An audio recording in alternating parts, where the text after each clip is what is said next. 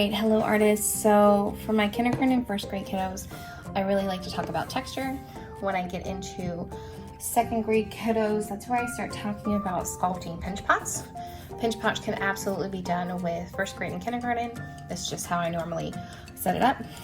They get a lump of dough and we focus on rolling it into that ball.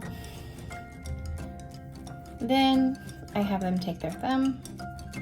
Let me smooth my sphere out. It's a great word to introduce to elementary kiddos is using the word sphere. It starts increasing their awareness of geometry, shape terms. I'm gonna take my thumb. I'm gonna press it in just halfway. Now I don't want to be able to touch my thumb here, but I want it to be creating a hole. So I'm gonna wiggle that out. There we go. And now I'm going to do a pinching motion. I like to tell my kids that we don't want to create a claw like this to where it's round. Instead, we want to be like a crocodile or a crab and keep our fingers straight. By keeping our fingers straight, I watch my fingers. They're gonna go pinch. You can see the wall of them is starting to open up. Pinch, rotate. That rotation is really big so that we can get an even opening in our pinch pot. And it's starting to open up. My rule of thumb is actually using your thumb or your finger is to take your finger and truly encourage children to not make their clay any thinner than the thickness of a pinky finger or first finger. We want to make about the thickness of a cookie, not thicker, but not thinner. Something that I like to show my kids is I can take a credit card, I can take a pencil, I can take a piece of floss or a clay knife, and I'm just going to take this pencil and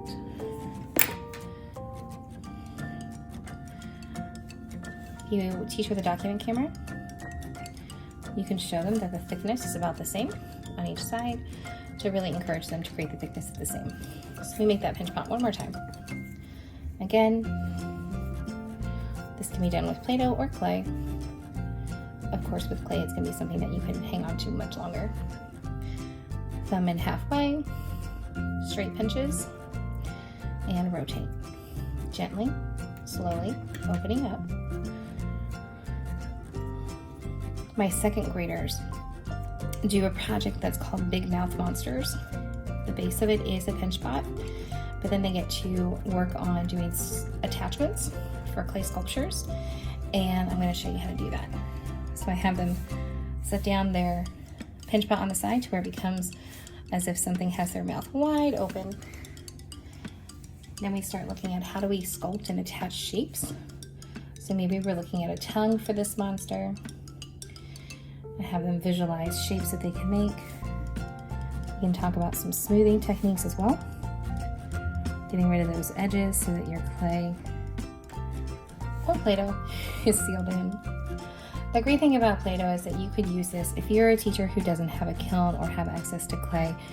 You can make homemade Play-Doh and put it as a center for your students to create and still get these techniques, but not have to worry about what do I do with clay, how do I use it, or take care of it after the kids go, especially since you may not have access to something to finish that project. So I've just attached the eyes using a smoothing technique to smooth these edges. On the back side, I tell my kiddos to think about textures. So maybe they can use a pencil and create a texture of a monster. Maybe they're using the attachment techniques. Maybe this one has some hair. There's a lot of fun things that kids can come up with. Sometimes we use our pencils to make those perfect circles for eyes. You can't go wrong there. And I'm gonna add one tooth. This might be a baby monster. And that should do it for our pinch pot monsters. And of course, if you're using earthenware clay, you're gonna need to use just a little bit more attachment skills. But for this project, I just want to show you this example.